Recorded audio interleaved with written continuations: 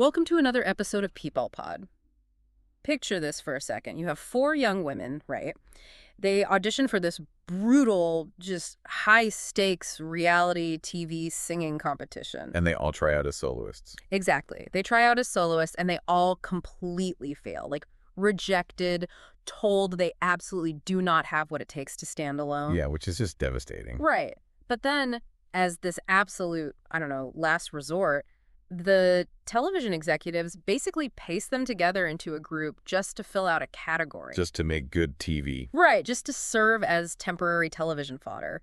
The expectation is they're going to shine for a few weeks and then quietly disappear into that massive graveyard of reality TV contestants. Like so many before them. Like so many before them, but instead they outlast every single one of their peers, they shatter industry records, and they become one of the best-selling bro groups of all time.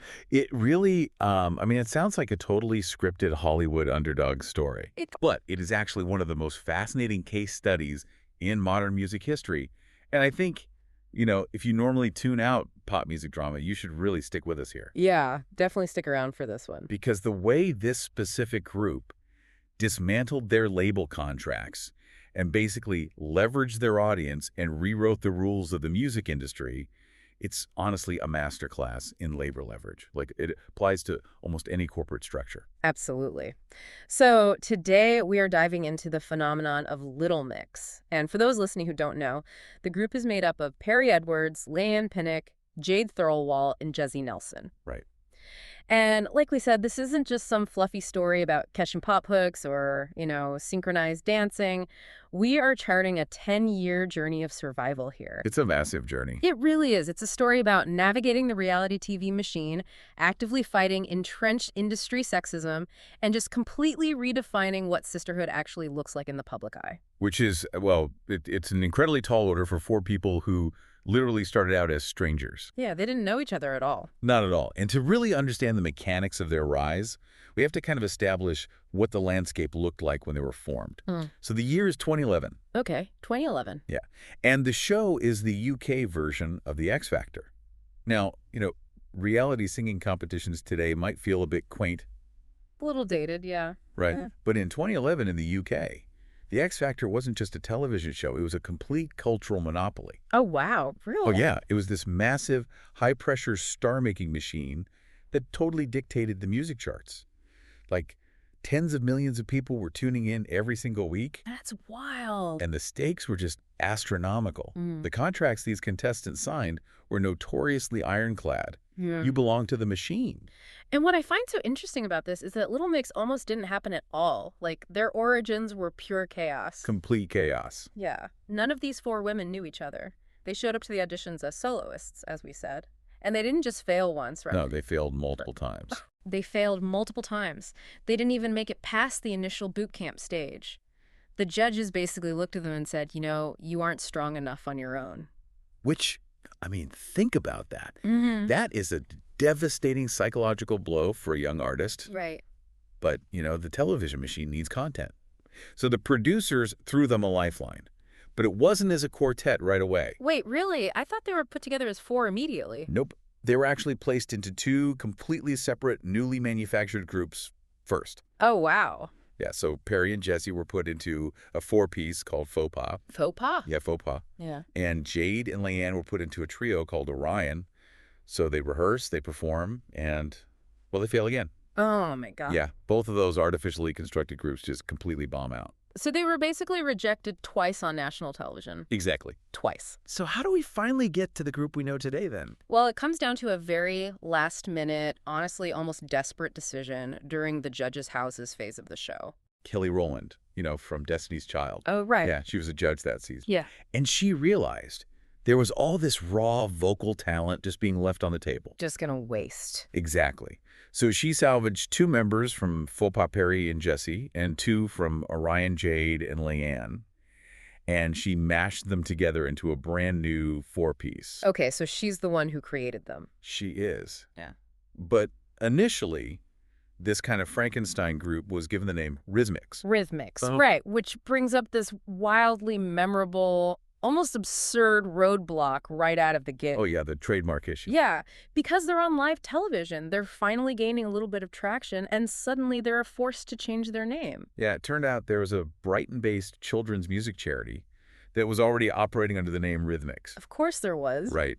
And when the X Factor's massive, legal and PR machine tried to trademark the name for the television program, the charity pushed back. Good for them. Yeah, it sparked this very public legal dispute.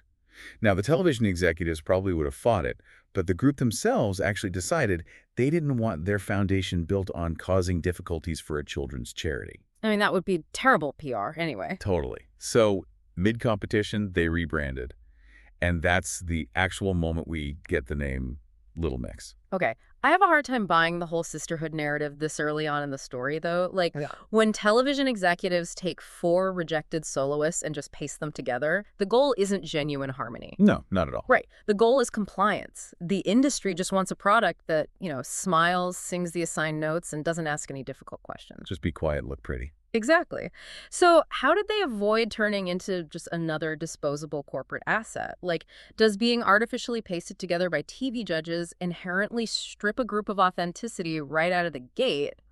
Or can that trial by fire actually forge a stronger bond? That is the big question, right? And that is the trap most manufactured groups fall into. Historically, it absolutely does strip them of authenticity. Because they're just products. Right. Usually, a group formed in a boardroom is treated as a single product. The executives pick one designated lead singer, and the other members are basically relegated to interchangeable background vocals. Like Pussycat Dolls or something. Exactly. But Little Mix functioned differently on a purely mechanical level.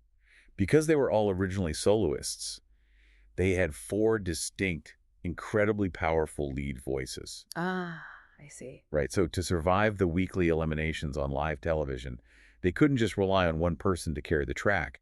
They had to learn these incredibly complex 4-part harmonies in a matter of days. Oh, wow. So their vocal arrangement actually became a survival tactic. Yes, it became this defensive shield. That trial by fire acted as a crucible because they had no established PR machine protecting them yet, and they had just been told by the industry that they weren't good enough alone. So they literally had no one else to rely on but each other. Exactly. They had to rely entirely on each other. Blending 4 lead voices requires a level of communication, compromise, and just sheer trust that organic bands often take years to build in a garage somewhere. And they're doing it on live TV. Yeah, Little Mix had to do it on live television in front of millions of people. And it worked. I mean, that crucible really worked. They didn't just survive the rest of the live shows. They started obliterating the franchise's historical records. They really did. Yeah, they became the first girl group in the history of the X Factor to pass week 7. Then they became the first girl group to ever reach the final. Which is huge. Huge. And finally, they became the first group to win the entire franchise outright. Like, their debut single, which was this cover of Damien Rice's Cannonball, shot straight to #1. Right. But we have to note that victory comes with a massive caveat. Oh. Yeah, winning a reality singing competition like that is actually a double-edged sword. In the music industry, winning reality TV doesn't guarantee a long, credible career. Historically, it's actually a curse. Right. I guess because the general public, and especially the music critics, they just assume you're a novelty act. Exactly. You're just a flash in the pan. The assumption is that you only won because of, like, compelling television storylines, not because of actual musical merit. That is exactly the stigma they were facing. Yeah. I mean, the graveyard of reality TV winners is vast. So many forgotten names. So many. So to avoid becoming a trivia question 5 years down the line, Little Mix really had to prove they weren't just puppets singing covers. They had to prove they had real artistic agency. And how did they do that? Well, the mechanism they used was just a relentless punishing output of highly polished, original pop music. Yeah, their evolution over those first few albums is staggering to me. Like, they dropped their first original debut single, Wings, and it hits #1. Such a huge song. It was everywhere. And then they just lock in and keep swinging. They release back-to-back original albums, DNA, Salute, and Get Weird. Just bam, bam. Exactly. And they were consistently delivering these massive, technically difficult vocal performances, establishing a very clear, empowering identity. And we really have to look at their international breakthrough here, because that is a critical metric for a pop act's viability. Right, the U.S. market. Yeah. When their debut album, DNA, was released in the United States, it actually hit #4 on the Billboard 200. Which is a massive deal, and I really want to put that into perspective for you listening, because breaking a UK act in the American music market is literally like trying to scale Mount Everest in flip-flops. Yes, that is a perfect way to put it. It's nearly impossible. Like, without an established, boots-on-the-ground US PR machine greasing the wheels at local radio stations, international buzz means almost nothing. It means nothing. The US market is notoriously hostile to imported pop acts. But somehow, Little Mix managed to pull it off. They did. That analogy hits the nail on the head. By hitting number 4 on the Billboard 200, Little Mix set a brand new record for the highest chart entry for a debut album by a British girl group. They literally beat the record set by the Spice Girls. Wait, they beat the Spice Girls record? Yes. And it was the highest debut for any female group in the U.S. since Danity Kane back in 2006. So their sheer vocal utility and, frankly, their insane work ethic managed to cut through the noise where millions of marketing dollars usually fail. That is incredible. But as we move into like 2016 and 2017, the power dynamics start to shift, right? Because their fame is skyrocketing. Oh, absolutely skyrocketing. They release their 4th album, Glory Days, and it becomes an absolute monster of a record. Like, it spends 5 weeks at number 1 in the UK, which directly matches the record held by the Spice Girls' debut album 20 years prior. It's massive. They're selling millions of records and selling out arenas all over. And this is where the underlying tension of the music industry really rears its head. Because they were pulling in like Spice Girls level revenue, but behind the scenes, their business structure was still anchored to the terms of their 2011 reality TV origins. Exactly. Yeah. A massive gap had formed between their status as these obedient reality stars and their actual value as grown women and established artists. Right, and that financial and creative friction is what ultimately triggered the earthquake of 2018. Yeah, the split. Yeah, just days before the release of their 5th album, which they appropriately titled LM5, they made this shocking announcement. They were splitting from Simon Cowell's record label, Syco Music. And to understand why this matters so much, you really have to look at how label splits actually work. Okay, lay it on us. When a group leaves a label like Syco, especially the label that literally birthed them from a television show, they aren't just changing office buildings, they are renegotiating the entire foundation of their career. Right, it's a huge risk. It's a massive risk. The sources indicate there were major, irreconcilable clashes between the record label and the group's management company. Basically, Little Mix was demanding more control over their music, their visual image, and their collaborations. They wanted to steer their own ship. Exactly. Yeah. They were no longer willing to just smile, nod, and sing the songs handed to them by men in suits. They wanted ownership of their masters and their narrative. And I think nothing illustrates this newly independent, fierce energy better than the pop culture drama that erupted right around the release of LM5. Oh, the Nicki Minaj and Cardi B drama. Yes. Okay, so the lead single for that album was a track called Woman Like Me, which featured the rapper Nicki Minaj.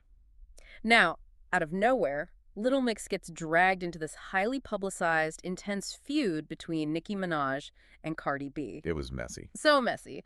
Cardi B goes on social media and claims that the song was actually sent to her first, kind of implying that Nicki Minaj was just the sloppy seconds for the feature. Right. And, you know, in the old days, a manufactured girl group would have been terrified by this kind of controversy. They would have hidden under a rock. Totally. They would have stayed completely quiet, let the corporate PR teams handle the fallout, and just hid behind carefully crafted label statements to avoid alienating anyone. But this was a new era of Little Mix. Yes, it was. They went completely rogue. They immediately took to their own public platforms to defend their artistic choices. Bypassing the PR team entirely. Entirely. They explicitly clarified that, hey, while the label executives might have approached both rappers behind their backs to hedge their bets, the group itself had always intended to work with Nicki Minaj. Right. They were very clear about that. Yeah, they stated that working with Nicki had been a lifelong dream of theirs since the very beginning of their career. They firmly took ownership of the song, essentially telling the public that their label's behind-the-scenes maneuvering did not represent the band's actual artistic intent. And this specific sequence of events, the dramatic split from Syco, followed by this public defense of their own collaborations, that is the crucial pivot of their entire career. It's the turning point. It really is. Yeah. It is the moment they completely shed the skin of being products of a television show. They proved they had transformed into autonomous industry powerhouses. Like they were willing to walk away from the very empire that built them and weather public industry feuds if it meant refusing to compromise their agency. It totally changes how you view them as artists. Right. But this newfound independence didn't just change their business deals behind closed doors, right?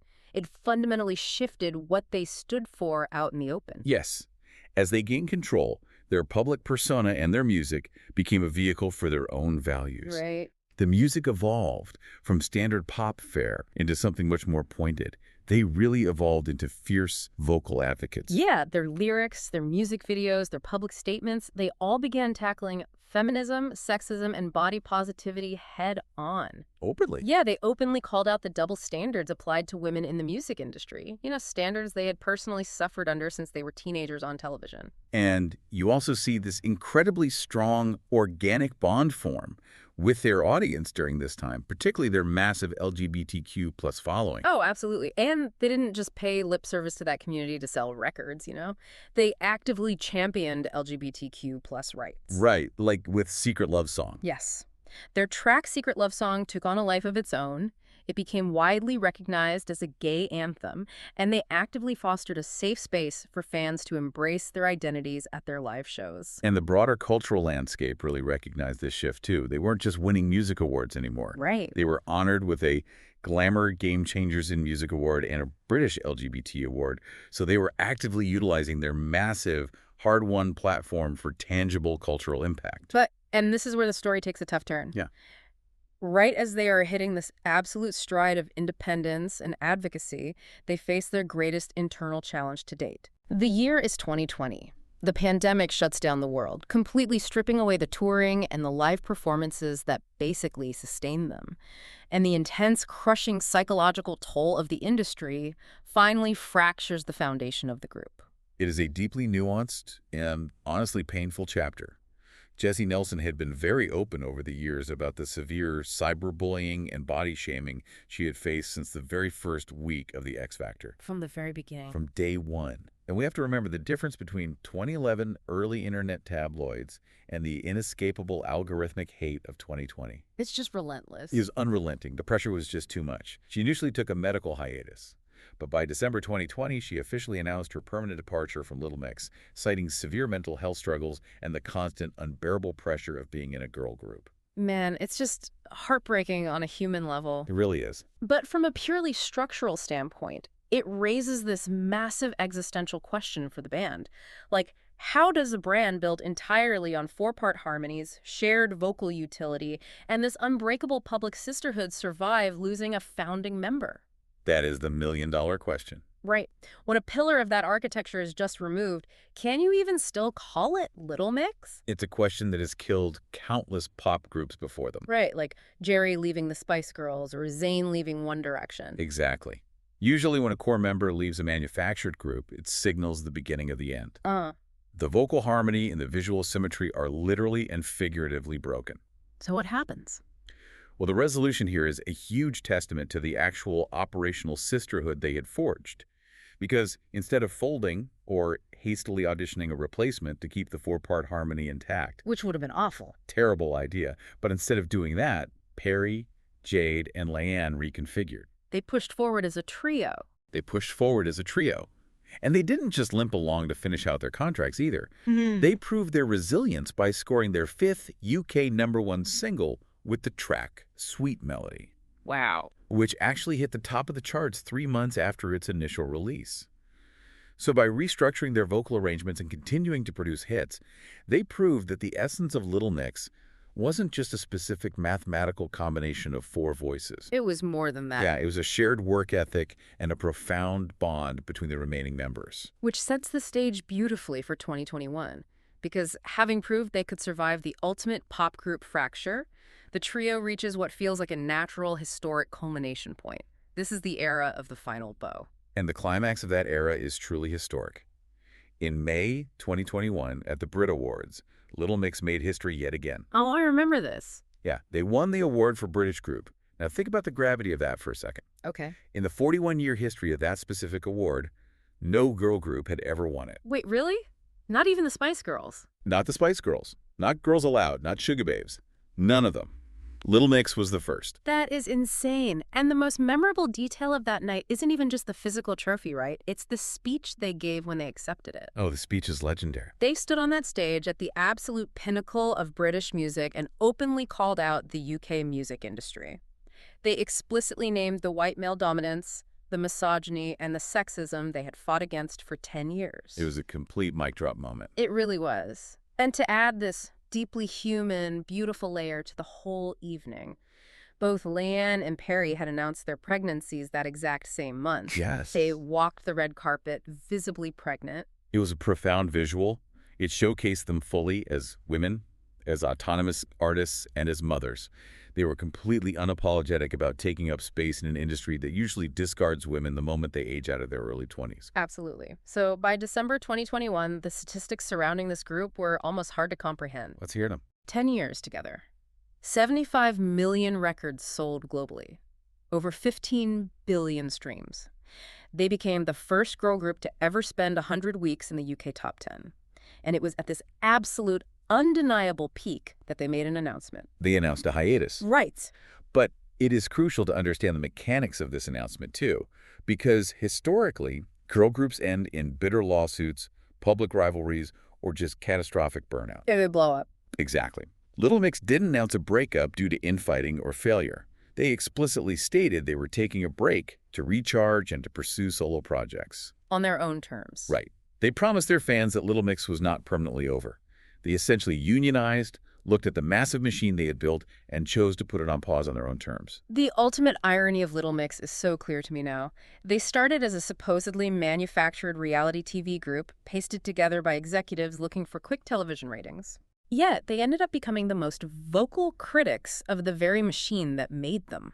They didn't just play the game, they entirely rewrote the rules of how long a girl group can last, how much power they can wield, and how they are allowed to exit the stage. It leaves you with a really provocative thought to chew on, honestly. Yeah. Yeah, in an era where the music industry is increasingly driven by algorithms, viral moments, and literally AI-manufactured pop stars, the story of Little Mix proves something vital. What's that? It proves that a lasting legacy isn't created by frictionless corporate compliance.